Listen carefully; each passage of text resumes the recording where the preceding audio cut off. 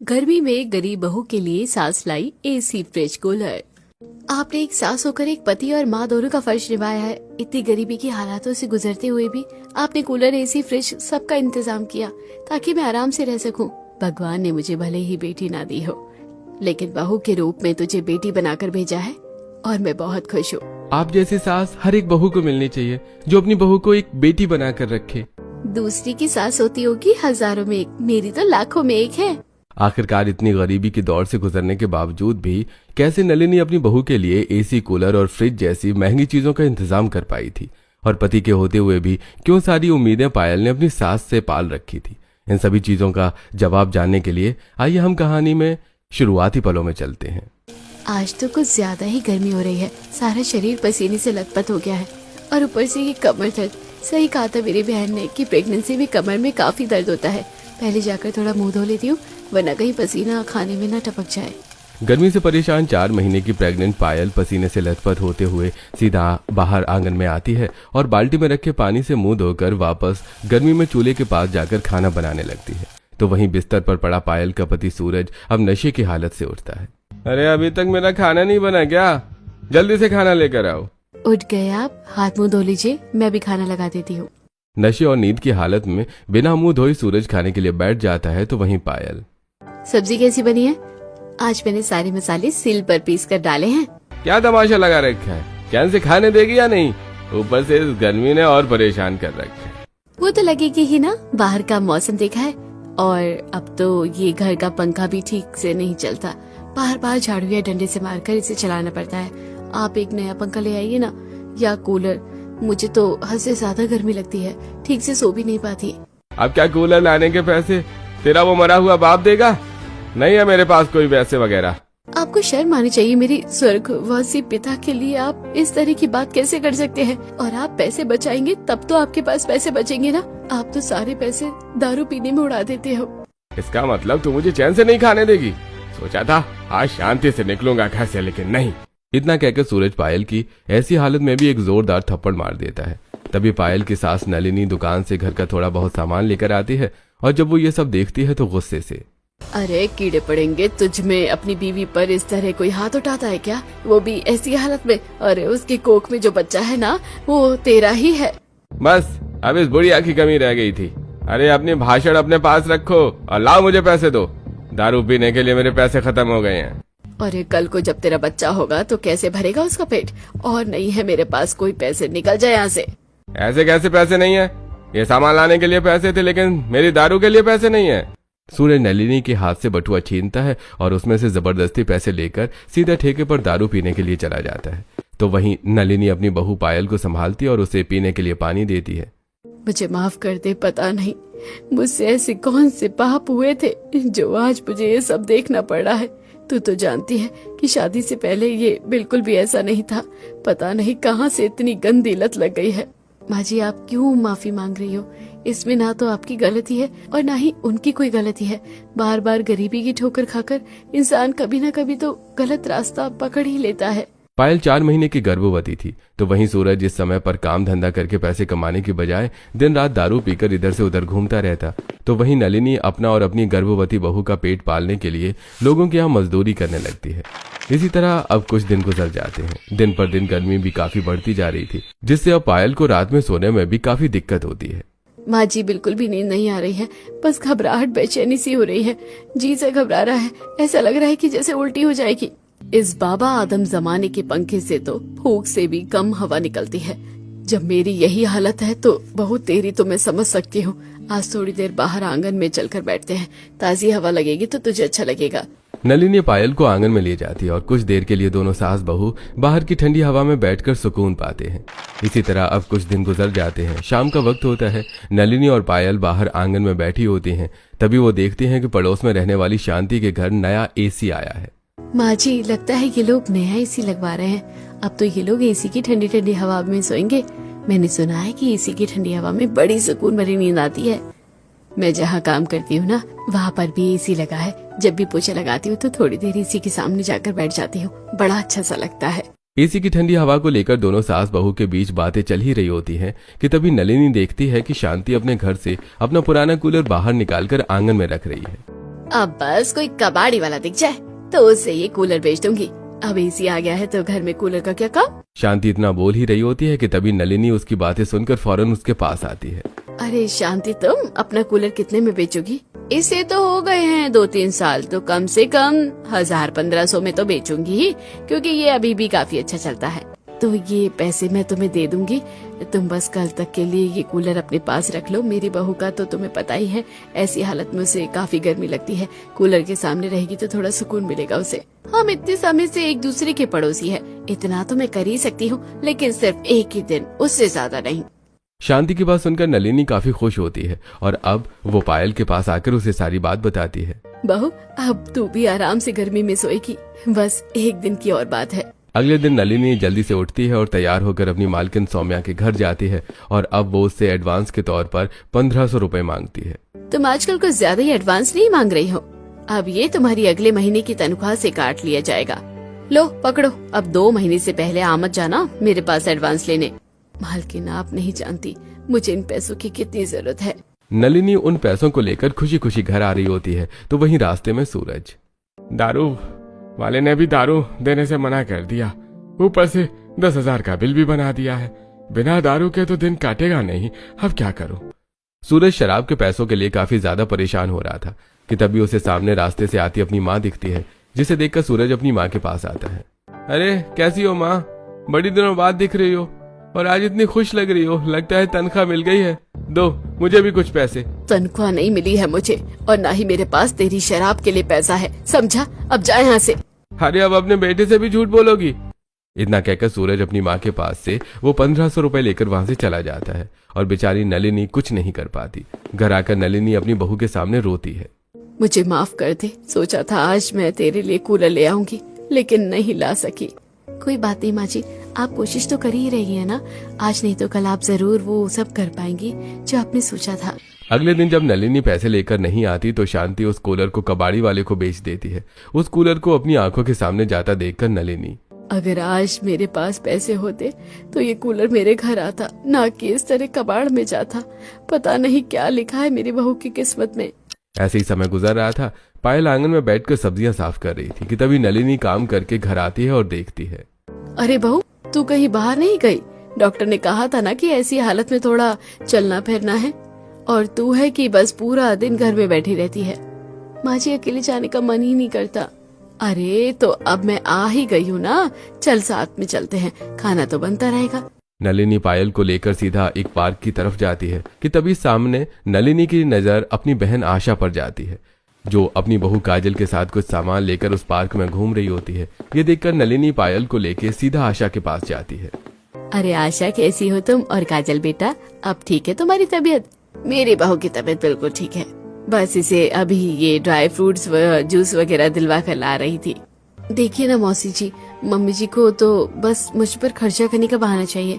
अरे अभी तो मेरा पहला ही महीना है और ये मेरा कितना ख्याल रख रही हैं।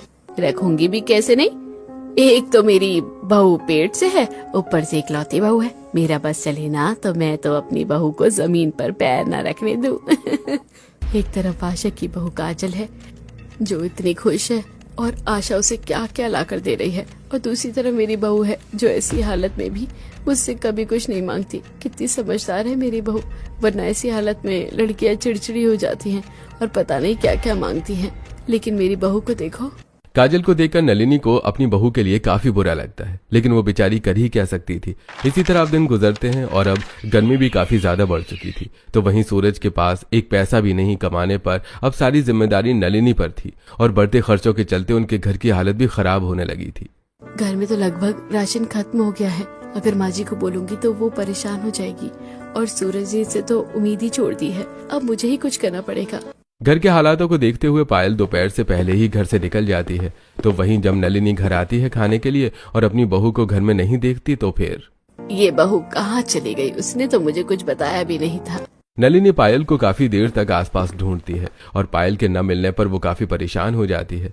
तभी थोड़ी देर बाद पायल घर आती है, जिसे देखकर नलिनी, पायल बहू, तू कहाँ चली गई थी? पता है मैं अभी पड़ोसियों के घर जाने वाली थी पूछने के लिए। माँ जी गुस्सा तो नहीं करेंगी ना? एक बात बतानी थी। मैं जानती हूँ आप इस वक्त घर के लिए बहुत कुछ कर रही हैं, लेकिन महंगाई के चलते सारी चीज ठीक से तो नहीं हो पा रही है। यही पास में एक फैक्ट्री है, वहाँ मुझे सामान पैकिंग का काम मिला है। महीने के 8,000 मिलेंगे, तो मैं वहाँ नौकरी के लिए सोच रही थी। बहू, मैं जानती हूँ कि मेरी इन बूढ़ी हड्डियों में इतनी ताकत नहीं है जो ज्यादा पैसा कमा सके, लेकिन मैं फिर भी घर चला रही हूँ ना। और तूने सोच भी कैसे लिया कि तुझे ऐसी हालत में मैं नौकरी करने दूंगी? भूल गई डॉक्टर ने क्या कहा था? तेरी डिलीवरी के समय दिक्कतें हो सकती है, लेकिन तुझे ज्यादा से ज्यादा आराम करना है। लेकिन माँ जी, पैकिंग के काम पर ज्यादा मेहनत थोड़ी ना है। मैंने कहा ना कि तू नौकरी नहीं करेगी। अगर तू मुझे अपना कुछ भी मानती है तो बस नौकरी की जिद छोड़ दे। नलिनी के कहने पर पायल अब नौकरी की जिद छोड़ देती है और इसी तरह अब दिन गुजरने लगते हैं। इतने दिनों के साथ साथ अब गर्मी भी काफी ज्यादा बढ़ चुकी थी। बहू, आज मैंने तेरे लिए सूजी का हलवा बनाया है, खाकर बता कैसा बना है। पता है, जब सूरज मेरे पेट में था ना, तो मुझे तो आए दिन सूजी का हलवा खाने का मन करता रहता था। मेरी सास तो हलवा बना बना कर परेशान हो जाती थी। मीठा खाने का तो मेरा भी बड़ा मन कर रहा है। अच्छा हुआ आपने हलवा बना दिया।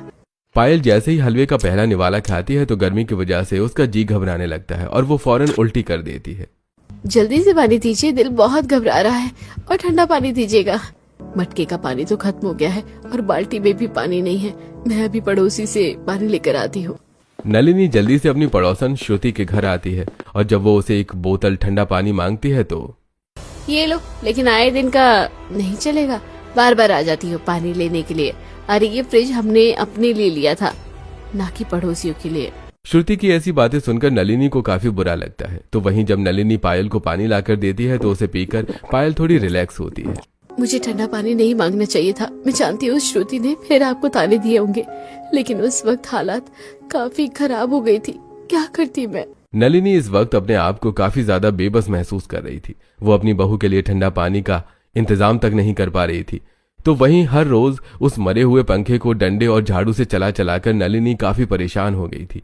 और आज जब वो पंखा देखने के लिए दुकान से एक लड़के को बुलाती है तो बेटा देख लो ना, क्या पता सही हो जाए।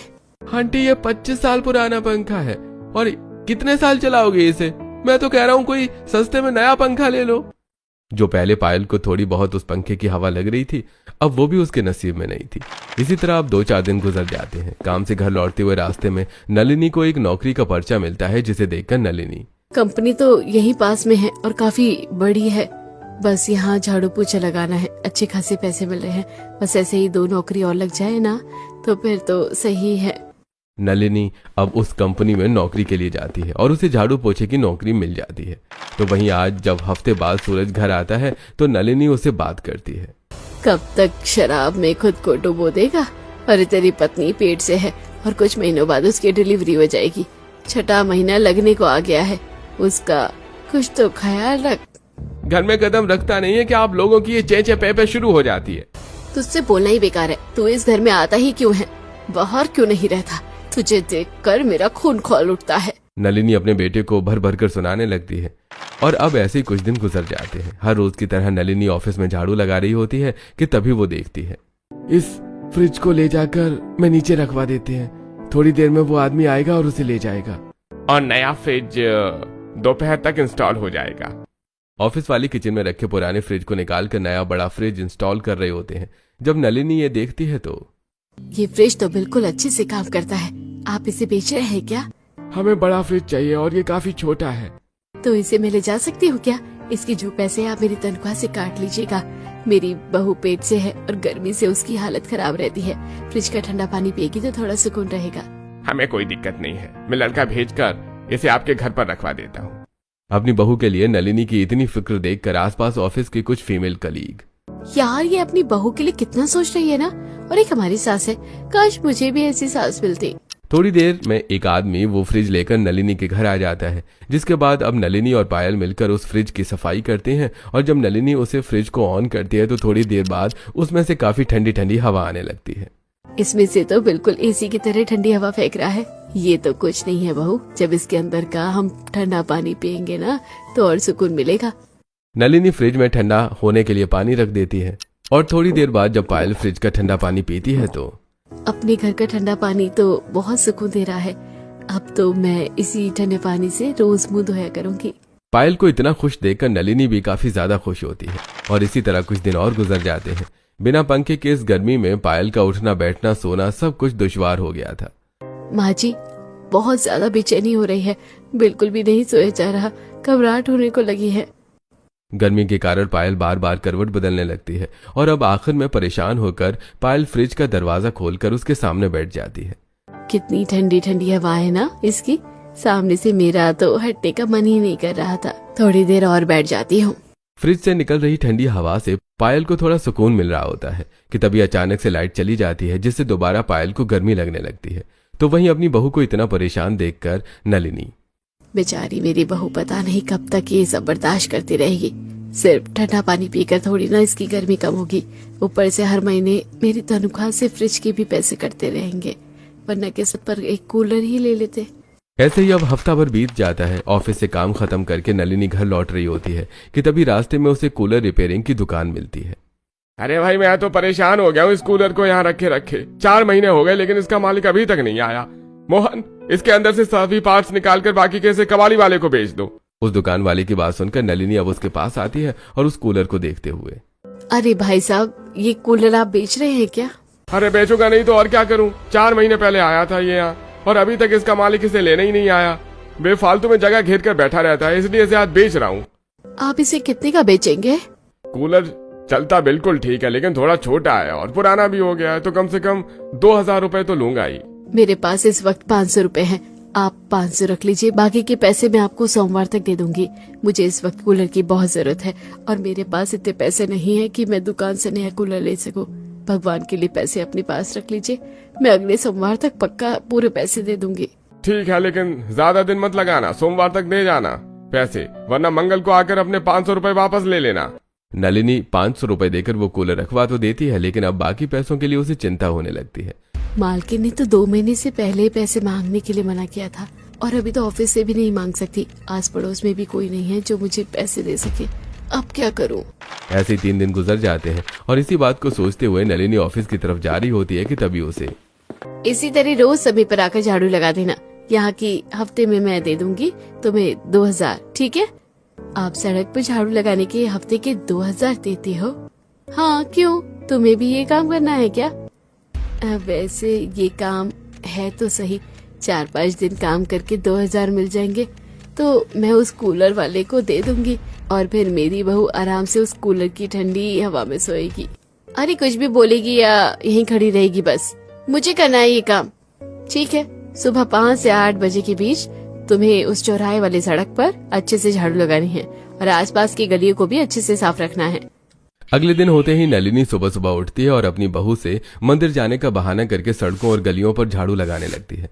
तकरीबन 4 से 5 दिन झाड़ू लगाने के बाद आज नलिनी को उसके 2000 रुपए मिल जाते हैं, जिसे लेकर वो सीधा उस कूलर वाले के पास जाती है। अरे एक दिन लेट आई हो लेकिन कोई बात नहीं, ये लो अपना कूलर। दुकान पर काम कर रहे मोहन की मदद से वो कूलर सीधा घर लेकर आ जाती है और देखती है कि उसकी बहू इस वक्त सो रही है। अच्छा है, बहू सो रही है, उसके उठने से पहले कूलर में पानी भर के चला देती हूँ।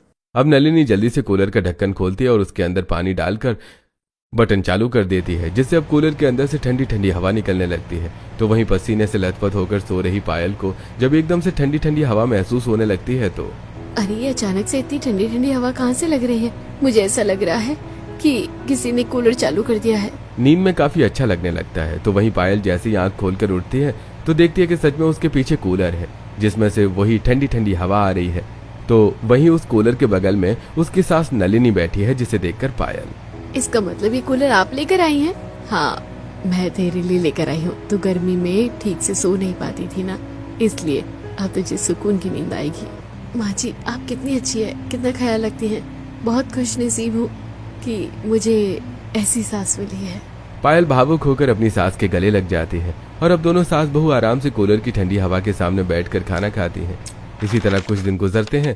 घर का काम निपटाकर आज पायल थोड़ी देर के लिए मंदिर आई होती है, जहाँ उसे उसकी पड़ोसन कोमल मिलती है। अरे पायल, क्या तुम्हारे घर की हालत कुछ ज्यादा ही खराब हो गई है? अगर ऐसा है तो मुझे बता दो, मैं थोड़े पैसे भेज दूंगी। नहीं, ऐसा कुछ नहीं है, अभी तो घर के हालात ठीक चल रहे हैं। पर तुम ऐसा क्यों बोल रहे हो? अरे वो एक दो बार मैंने तुम्हारी सास को वो मार्केट वाला रोड है ना, वहाँ पर सुबह झाड़ू लगाते हुए देखा था। मुझे लगा कि ज्यादा हालत खराब हो गई होगी। क्या माँ जी सड़क पर झाड़ू लगा रही थी? कोमल की बात सुनकर पायल के होश उड़ जाते हैं, जिसके बाद अब पायल जल्दी से घर आती है। माँ जी आपने मुझे बताया ही नहीं कि आप ये कूलर कैसे लेकर आई, क्योंकि फ्रिज के पैसे तो आपकी सैलरी से कट रहे हैं। तो ये कूलर वो किसी का पुराना कूलर था तो मैंने ले लिया, बस महीने के 500 रुपए देने हैं। माँ जी झूठ मत बोलिए, मुझे सब पता चल गया है। अब मैं समझी हूँ कि क्यों आप हफ्ते भर तक सुबह जल्दी उठकर मंदिर जाया करती थी। दरअसल आपको मंदिर नहीं, रोड पर झाड़ू लगाने के लिए जाना होता था। माँ जी मैं जानती हूँ कि मैं तकलीफ में हूँ, लेकिन इसका मतलब ये नहीं कि आप मेरे लिए सड़कों पर झाड़ू लगाएं। कैसे मैं तुझे ऐसी हालत में इतना गर्मी में रहने दूं? वैसे ही डॉक्टर ने तुझे दिक्कत बता रखी है, और अब ये सब। लेकिन माँ जी मैं गर्मी बर्दाश्त कर लूंगी, पर आपको ऐसी हालत में काम नहीं करना चाहिए। कसम खाइए मेरी, आप दोबारा कभी मेरी किसी जरूरत को पूरा करने के लिए ये सब नहीं करोगे। ठीक है बहू, मैं आज के बाद ऐसा कुछ भी नहीं करूंगी जिससे तुम्हें तकलीफ हो, लेकिन तू अपनी कसम मत दे मुझे। नलिनी और पायल का रिश्ता भले ही एक सास बहू का था, लेकिन दोनों बिल्कुल एक माँ बेटी की तरह एक दूसरे के साथ रहा करती थी। माँ जी देखिए ना, मेरे पैरों में कितनी सूजन आ गई है, ठीक से चला भी नहीं जा रहा। कहीं मुझे कुछ और। ज्यादा मत सोच, ऐसी हालत में पैरों की सूजन बढ़ जाती है। देखा, मैं तेरे पैरों की तेल की मालिश कर देती हूँ, सुबह तक सूजन उतर जाएगी। नहीं माँ जी, आपके पैरों की मालिश करने का तो फर्ज हमारा बनता है, और आप मेरे पैरों की मालिश करने की बात कर रहे हैं। रहने दीजिए। कैसी बात कर रही है तू? तू तो मेरी बेटी है, और क्या एक माँ अपनी बेटी के पैरों की मालिश नहीं कर सकती? इतना कहकर नलिनी अब थोड़ा सा तेल गरम करती है और पायल के पैरों की मालिश करने लगती है। पायल और नलिनी के बीच का इतना प्यार देखकर आस पड़ोस के लोग भी उनकी काफी तारीफ किया करते थे। इन दोनों सास बहू के बीच में प्यार तो बहुत है, देखकर लगता नहीं कि कभी कभी ये दोनों सास बहू हैं। पता है, अपनी बहू के लिए पहले ये फ्रिज लेकर आई और उसके बाद कूलर। बेटा तुम तो एक नंबर के निकम्मे निकले, लेकिन एक सास होकर इसने इतना कुछ किया है अपनी बहू के लिए। मेरे घर में तो आए दिन इनकी ही बातें चलती रहती हैं। दोनों सास बहू की जोड़ी काफी बढ़िया है। इसी तरह अब कुछ दिन गुजर जाते हैं और आज नलिनी ने घर में अपनी बहू के लिए बेसन के लड्डू बनाए होते हैं, जिसे देखकर पायल काफी खुश होती है। मुझे बेसन के लड्डू बहुत पसंद है और मेरा कब से मन कर रहा था खाने का, लेकिन बाजार के लड्डू मुझे अच्छे नहीं लगते। मैंने इसलिए घर में बना दिया। ऐसी हालत में तो वैसे ड्राई फ्रूट्स के लड्डू खाने चाहिए, लेकिन अभी मेरे पास इतने पैसे नहीं है और गर्मी भी काफी ज्यादा है। चल अब इसे खाकर बता कैसी बनी है। ये तो बहुत टेस्टी है। ऐसी कुछ समय और गुजर जाता है। कूलर और फ्रिज के ठंडे पानी की मदद से पायल को थोड़ी बहुत गर्मी से छुटकारा तो मिल गया था, लेकिन अब जैसे जैसे पायल के दिन चढ़ रहे थे, गर्मी भी अपनी चरम सीमा पर पहुंच चुकी थी। बाहर 50 डिग्री सेल्सियस होने की वजह से अब इस कूलर से भी पायल को बिल्कुल भी आराम नहीं मिल रहा था। हे भगवान, बहू तू ठीक तो है? सुबह चौथी बार उल्टी करी है तूने। अरे अब तू क्या बस देखता ही रहेगा कि जल्दी से डॉक्टर को भी लेकर आएगा? ऐसी हालत में तो उल्टियाँ होती रहती हैं। अब क्या इसके लिए मैं अलग से डॉक्टर भी लेकर आऊं? निकल जा मेरी आंखों के सामने से, वरना एक माँ के हाथों अपनी औलाद का खून होता हुआ अच्छा नहीं लगेगा। नफरत सी होने लग गई है मुझे तेरी हरकतों से। अपनी माँ की बात सुनकर सूरज वहाँ से गुस्से से चला जाता है। तो वहीं अगले दिन नलिनी पायल को डॉक्टर के पास लेकर जाती है। अब तो पीने के लिए घर में ठंडा पानी और हवा के लिए कूलर, तो क्यों मेरी बहू की हालत ऐसी हो रही है? आप देख रही हैं कि मैंने अपने छोटे से केबिन में 2 एसी लगा रखे हैं। बाहर टेम्परेचर देखा है आपने कितना ज्यादा बढ़ गया है। ऐसी हालत में तो इन्हें एसी में ही रहना पड़ेगा। जिसने कूलर और फ्रिज का इंतजाम इतनी मुश्किल से किया हो, अब उसके लिए एसी का इंतजाम करना बिल्कुल नामुमकिन सा हो गया था। लेकिन फिर भी नलिनी कोशिश में लगी थी और अब वो इतने सारे कामों के साथ साथ बच्चों के प्ले स्कूल में खाना बनाने का काम भी शुरू कर देती है, जिससे अब उसकी तबीयत भी खराब होने लगती है। मेरी सास कितनी मेहनत कर रही है। हे भगवान, अब आप अपना चमत्कार दिखाओ। कब तक ये सब मेरी सास अकेले ही करती रहेगी? अब जो पायल भगवान से मांग रही थी शायद उसे मिलने वाला था। नलिनी जिस स्कूल में खाना बनाने का काम करती थी, उस स्कूल के बगल में एक बिजली का ट्रांसफार्मर भी था, जिसमें आज वायरिंग में दिक्कत आने की वजह से गंभीर आग लग गई थी और वो बच्चों के स्कूल तक पहुंच जाती है। सभी टीचर स्टाफ जल्द से जल्द बच्चों के साथ स्कूल खाली करके बाहर आ जाते हैं, लेकिन तभी एक रोहिणी नाम की टीचर। सारे बच्चे तो हैं, लेकिन ये अंकुर कहाँ है? बच्चों, किसी ने अंकुर को देखा है क्या? टीचर, अंकुर तो वॉशरूम के लिए गया था। हम भी उसे काफी टाइम से ढूंढ रहे हैं, लेकिन वो कहीं नहीं दिख रहा। उसे मैंने भी ऊपर वाले वॉशरूम की तरफ जाते हुए देखा था। आग तो बढ़ती जा रही है। अरे कोई जाकर बच्चे को बचाओ। सभी काफी ज्यादा परेशान हो रहे होते हैं। तो वहीं अब ज्यादा न सोचते हुए नलिनी सीधा स्कूल की तरफ जाती है और अब जल्दी से सीढ़ियां चढ़ते हुए वॉशरूम की तरफ भागती है और देखती है कि वो अंकुर नाम का बच्चा वहीं बेहोश पड़ा है, जिसे देखकर नलिनी उसे अपने आंचल में छुपाकर बाहर ले आती है। तो वहीं अब स्कूल के बाहर अंकुर के माँ बाप भी फौरन आ जाते हैं और अपने बेहोश बच्चे को देखकर जल्दी से उसे अस्पताल लेकर जा रहे होते हैं। मेरे बच्चे को कुछ भी हुआ ना, मैं आपके स्कूल को छोड़ूंगा नहीं। संदीप संगीता जल्दी से अंकुर को अस्पताल लेकर जाते हैं और अब थोड़ी देर बाद अंकुर को होश आ जाता है। शुक्र है भगवान का, मेरे बच्चे को कुछ नहीं हुआ, वरना मैं आपके स्कूल को बंद करवा देता। सर, लेकिन हमारी भी कोई गलती नहीं है। ट्रांसफॉर्म में कुछ वायरिंग प्रॉब्लम की वजह से आग लगी है, लेकिन अब हम इस स्कूल में अपने बच्चों को नहीं पढ़ाएंगे। और बच्चे की जान किसने बचाई, क्योंकि आप सब लोग तो बाहर थे, शायद कोई भी औरत उसे लेकर आई थी बाहर। वो स्कूल में खाना बनाती है, वही बूढ़ी अंकुर को बचाकर बाहर लेकर आई है, लेकिन पता नहीं फिर वो कहाँ चली गई। फिर कहाँ चली गई से क्या मतलब है? उस औरत ने हमारे बच्चे की जान बचाई है, मुझे जल्दी से उस औरत के घर का पता दीजिए। रोहिणी संदीप और संगीता को नलिनी के घर का पता देती है, जिसके बाद जब वो दोनों उस पते पर पहुंचते हैं तो देखते हैं कि नलिनी की बहू पायल अपने सास के जले हाथ पर मरहम लगा रही है। माँ जी, जलन हो रही होगी ना? बहू तो तू दुखी हो रही है, लेकिन मैं क्या करती, उस बच्चे को देख मुझसे रहा नहीं गया। पता है कितना मासूम बच्चा था, अगर थोड़ी देर और हो जाती तो कोई बड़ी अनहोनी हो सकती थी। नलिनी की ऐसी बातें सुनकर संगीता और प्रदीप काफी ज्यादा भावुक हो जाते हैं। आपका बहुत बहुत शुक्रिया, मैं उसी बच्चे की माँ हूँ। आपने मेरे बच्चे की जान बचाकर मेरी दुनिया बचा ली। आप ये कैसी बातें कर रही हैं? मैं भी तो एक माँ हूँ, तो एक माँ का दुख तो समझ सकती हो। वैसे अब वो बच्चा कैसा है, ठीक तो है ना? मेरा बेटा बिल्कुल ठीक है, लेकिन आपकी बहू मुझे ठीक नहीं लग रही है। उनके हाथ पैरों पर कितने ज्यादा दाने हैं, ऐसी हालत में ऐसी चीज ठीक नहीं होती शरीर के लिए। संगीता के पूछने पर नलिनी अब उन्हें अपने घर के हालातों के बारे में बताती है, जिससे उन दोनों को भी काफी बुरा लगता है और अब वो उनके घर से निकलकर एक बड़ी सी एसी की शॉप में जाते हैं, जहां से वो उनके लिए एक अच्छा सा एसी लेकर आते हैं, जिसे नलिनी और पायल ये सब देखती है। इसकी क्या जरूरत थी? मैंने अंकुर को अपना पोता समझकर उसकी जान बचाई है। मुझे उसकी जान बचाने के बदले ये नहीं चाहिए। आप गलत समझ रहे हैं। मैं तो एक माँ हूँ, तो पायल का दुख समझ सकती हूँ। मैंने तो बस पायल के होने वाले बच्चे के लिए किया है, ताकि उसे ज्यादा तकलीफ ना हो गर्मी में। वैसे अंकुर के मुंह से कई बार सुना था कि जो अंकुर के स्कूल में खाना बनाती है वो काफी बढ़िया खाना बनाती है, और अब वो तो आप ही हैं। इसलिए मैं सोच रहा था कि आप मेरी कंपनी में एम्प्लॉय के लिए खाना बनाएं, जिससे आपकी अर्निंग भी अच्छी होगी और घर के हालात भी सुधर जाएंगे। अरे क्यों नहीं, मैं तो बस अपनी बहू को हर खुशियाँ देना चाहती हूँ, चाहे इसके लिए मुझे कितनी देर मेहनत क्यों न करनी पड़े। अपनी सास की बातें सुनकर पायल की आंखें भर आती हैं और अब वो भावुक होकर, आप इतनी मेहनत करके मेरे लिए सबसे पहले फ्रिज लाई और कूलर लाई, फिर कूलर, और अब आपकी वजह से ये एसी भी आया है। जो चीज सूरज को करनी चाहिए थी वो चीज आपने मेरे लिए की है। मैं तो चाहकर भी आपका ये एहसान नहीं भूल पाऊंगी। मेरे हालातों को देखते हुए आप गर्मी में मेरे लिए वो हर चीज लाए जो नामुमकिन थी, और एक माँ अपनी औलाद को परेशानी में देखते हुए उसके लिए कुछ भी नहीं कर सकती। एक माँ और बेटे का प्यार तो मैंने देखा था, लेकिन एक सास और बहू के बीच का इतना गहरा रिश्ता और प्यार मैं पहली बार देख रहा हूँ। नलिनी अब सारे छोटे मोटे काम छोड़कर संदीप की कंपनी में उसके एम्प्लॉइज के लिए खाना बनाती है, जिससे वो काफी अच्छे पैसे कमा लेती है।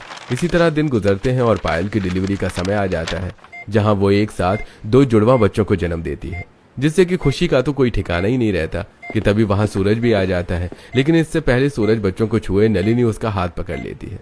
कोई जरूरत नहीं है इन बच्चों को हाथ लगाने की, इन पर तेरा कोई हक नहीं बनता है। ये आप कैसी बातें कर रही हैं? इनका बाप हूँ मैं, सबसे पहले तो हक इन पर मेरा ही बनता है। अच्छा, अब याद आया आपको कि आप एक बाप भी हैं? तब तो याद नहीं आया जब मैं गर्मी से परेशान रहती थी, सो नहीं पाती थी, उल्टियाँ करती थी, मरने जैसी हालत हो गई थी मेरी। ऐसी हालत में मुझे छोड़कर दिन रात बस पीते थे। एक माँ जी थी जिन्होंने एक माँ बनकर मेरा ख्याल रखा। इतने बुढ़ापे में भी उन्होंने काम किया और मेरे लिए कूलर, एसी, फ्रिज सब कुछ लेकर आई। जो आपका फर्ज ये वो माँ जी ने निभाया। अब तू एक बाप होने का हक खो चुका है। निकल जा हमारी जिंदगी से, कभी वापस मत आना।